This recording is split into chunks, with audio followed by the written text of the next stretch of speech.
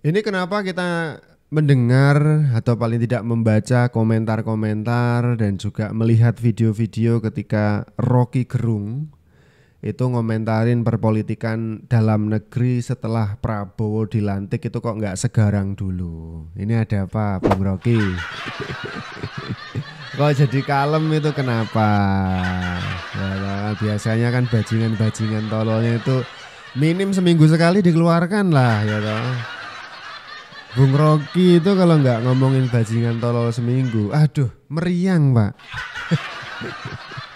Ini kok 10 hari lah minimal Prabowo dilantik ya kan 20 Oktober 2024 lah kok Bung Rocky itu masih menahan diri untuk nggak mengatakan keyword atau passwordnya ya kan? Bajingan tolol.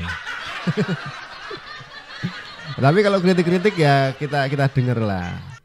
Apalagi kritik yang baru aja di apa istilahnya diucapkan dari mulut seorang Rocky Gerung. Bisa-bisanya Rocky Gerung tuh bilang kabinet merah putih jadi kabinet merah pucat. Kok iso ya? Kok bisa, alasannya apa? Cuman buat nyek-nyekan gitu. Mau gitu? Ya nggak mutu dong. Alasannya apa ini? Baru 10 hari kemudian menyebut kabinet merah putih jadi kabinet merah pucat. Ini lagaknya dari kalimat yang dipakai dari seorang Rocky Gerung itu mencoba untuk apa istilahnya ya, menghina, kemudian juga merendahkan kualitas susunan menteri yang telah dipilih oleh seorang Prabowo Subianto. Begitu maksudnya. Nah, kok justru saya melihat kebalikannya. Belum juga genap 100 hari pertama kerja dari seorang Prabowo Subianto, ini masih 10 hari aja. Itu saya melihat kinerja, langkah-langkah kerja, langkah-langkah nyata, program-program menterinya Prabowo itu kok mulai kelihatan tuh sat-sat dan ngegasnya itu minta ampun gitu. Misalkan soal hukum gitu. Itu banyak sekali pengungkapan-pengungkapan hukum yang terjadi di awal kepemimpinan Prabowo Subianto. Kasus yang viral Ronald Tanur misalkan, Presiden langsung mengeluarkan surat pemecatan untuk 3 hakim PN Surabaya yang memutus bebas Ronald Tanur, yang kemudian terkuak bahwa 3 hakim ini menerima suap ya toh. Ini kerja nyata loh. Kemudian kita bilang Kementerian Perumahan Rakyat ada Marwarar Sirait.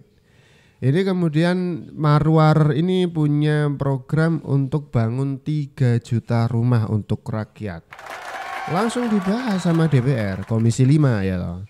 Justru Marwarar ini nantangin Komisi 5. Orang-orang di DPR ini berani nggak sih bikin peraturan?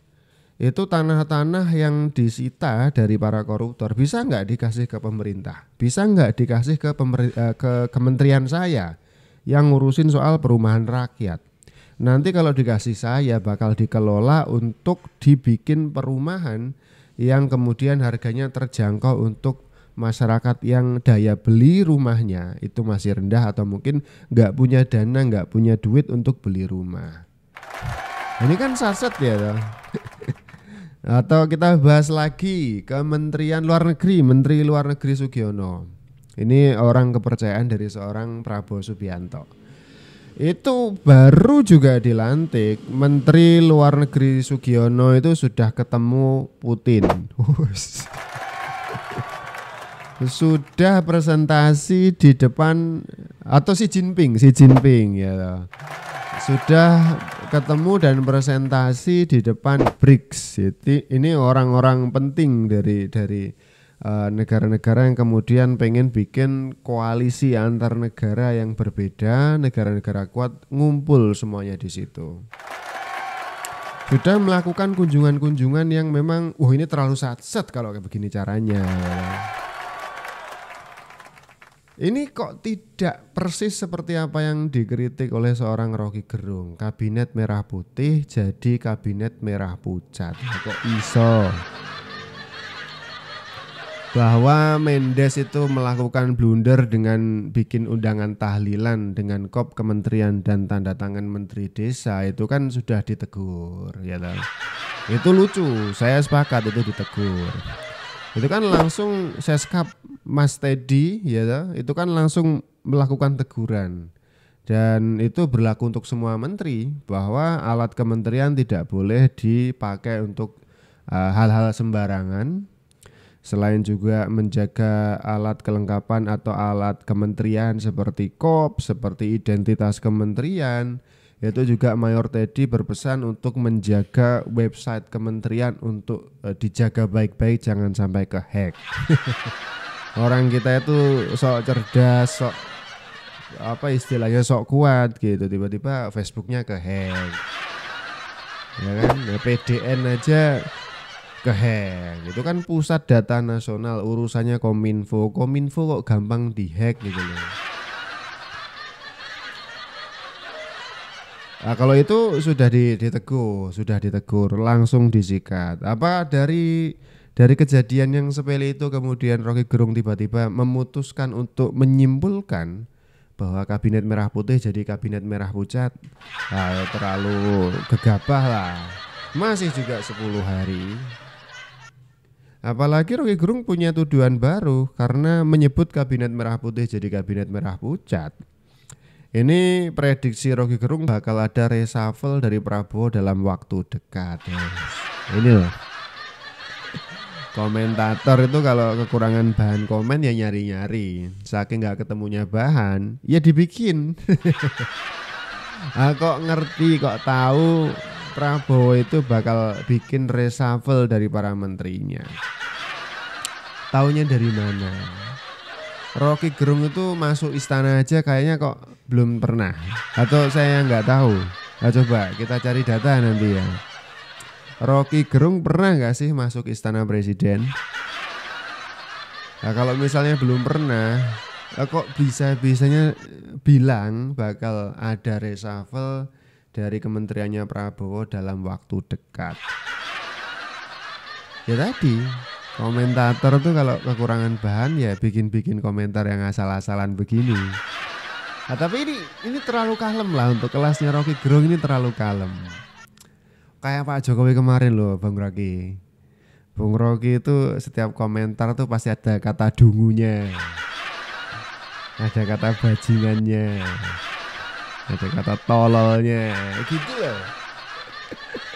Kita masih ingat benar bagaimana Sylvester Matutina itu kepancing sama Rocky Gerung gara-gara dikatain dungu gitu ya.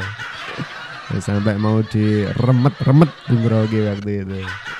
Nah, coba kalian cari video itu. Sylvester Matutina sudah mau hampir saja baku hantam dengan seorang Rocky Gerung. Ngelihat nggak reaksinya Rocky Gerung gimana? Kicep. Orang emang badannya Sylvester Matutina itu kan gede begitu. Nah, kalau saya juga kicep sih, sambil aman aja. Lagian kok tutur katanya tuh nggak diatur gitu. Ini jadi penting ya, maksudnya ketika Rocky Gerung itu sudah jadi role model bagi para pengkritik. Takutnya mahasiswa-mahasiswa kemudian para pengkritik yang lain itu menempuh jalur dengan cara yang persis, gaya yang persis, gaya kritik seperti Rocky Gerung, dianggapnya keren gitu. Nah, padahal keblinger ya, dimana sopan santunnya, dimana adab ketimurannya. Ya benar, kita menyampaikan kritik itu adalah vitamin bagi proses demokrasi, itu benar.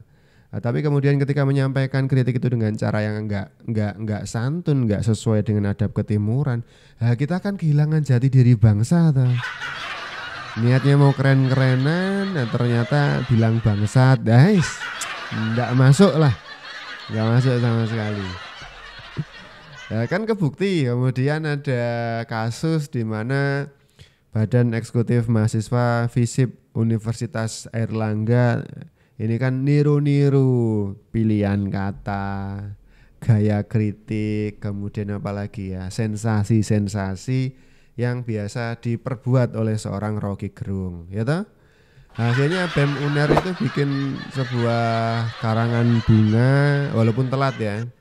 Katanya selamat kepada Jenderal Bengis ya, pelanggar HAM, segitu kayak gitulah.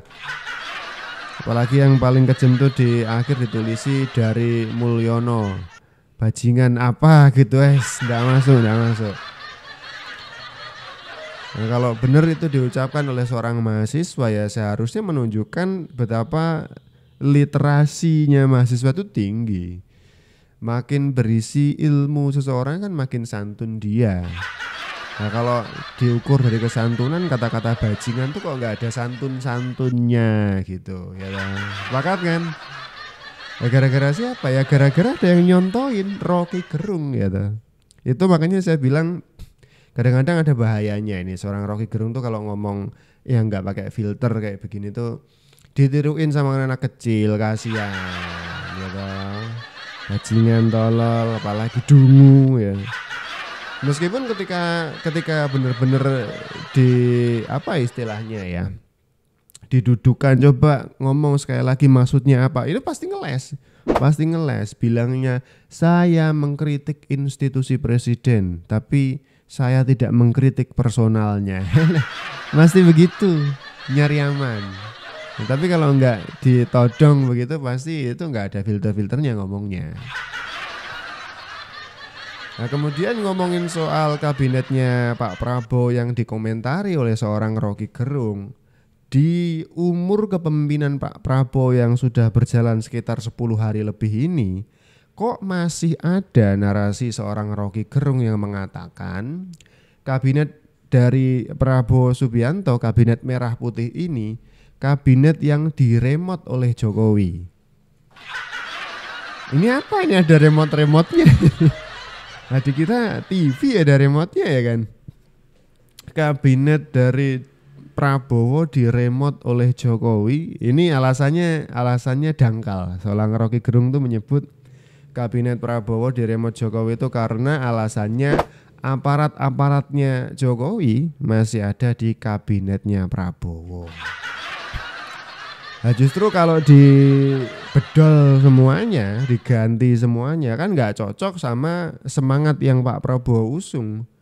Pak Prabowo kan semangatnya adalah keberlanjutan. Nah, jadi kalau melihat menteri-menteri Pak Jokowi yang kerjanya bagus, ya dilanjutin ya toh. Nah, menurut saya itu sudah keputusan yang sangat bijak lah. Ngapain buat ganti orang yang kerjanya sudah bagus, diganti sama orang baru yang dia mesti ada penyesuaian lagi, mesti belajar lagi, mesti mendalami bidang yang dia emban lagi, ya kan kelamaan. Ini sudah benar kalau menurut saya ya. Jadi kementerian-kementerian yang diisi oleh menteri yang kerjanya sudah bagus kemudian tetap dipertahankan atau digeser tapi bidangnya masih sama, itu sudah benar. Ya tadi yang pertama, semangat keberlanjutan yang diusung oleh Pak Prabowo itu terlihat di situ. Yang kedua memang nggak ada alasan apakah ganti presiden harus ganti menteri, kan nggak ada aturannya ya kan? Ya kita ngerasa nggak diurusin, masa setiap 5 tahun ada penyesuaian, 1-2 tahun penyesuaian, di tahun ketiga baru kerja beneran. Nah kan geraknya pemerintahan Indonesia tuh jadinya lambat. Yang penting kalau sudah ada kementerian yang diisi oleh orang-orang yang sudah bisa kerja cepat, jangan diperlambat ya toh. Biarin kerja. Presiden boleh ganti, tapi kalau kementerian-kementerian yang sekiranya masih punya rapor yang bagus, yang oke kinerjanya, ya dilanjutkan. Nah kok bisa Rocky Gerung menyebut ini adalah kabinet yang diremot oleh Jokowi cuman karena menteri-menteri Jokowi masih banyak yang bercokol, yang masih duduk di kursi kabinetnya Prabowo. Untuk seorang profesor, ini adalah komentar yang paling dangkal yang pernah saya dengar. Ya karena yang menang Pilpres 2024 itu namanya Prabowo Subianto dengan jargonnya keberlanjutan. Kalau misalkan Pilpres 2024 itu yang menang Ganjar Pranowo dan juga Mahfud MD, ya kemungkinan besar itu menteri-menterinya diganti. Simpel kan penjelasannya. Karena yang menang Prabowo dengan keberlanjutannya. Atau kalau misalkan Pilpres 2024 yang menang Anies dan Muhaimin, nah itu baru. Oh kok masih ada menteri-menteri Jokowi? Ya katanya perubahan. Oh nggak berubah-berubah sama sekali. Itu baru boleh dipertanyakan. Orang dari awal jargonnya Prabowo itu keberlanjutan loh. Ya kan ya sudah benar, sudah pas ketika Prabowo masih menggunakan tenaga-tenaga, jasa-jasa atau orang-orang dari menteri-menterinya Jokowi yang menurut Prabowo itu menteri yang masih punya kualitas, kinerja bagus ya, dan saya sepakat soal itu. Ini Bung Rocky Gerung kalau misalkan kekurangan bahan ya mending diem bentar lah, nunggu-nunggu bahan, nggak apa-apa. Nah, kenapa? Biar diundang seminar-seminar. Ya nyari bahan lain. Tapi sekali lagi komentar ini kurang pedes lah Bung Rocky Gerung. Kalau belum keluar dungunya, kalau belum keluar bajingan, dan belum keluar tololnya. Kenapa? Jangan kalem begitu. Kenapa? Takut Prabowo ya? Jangan.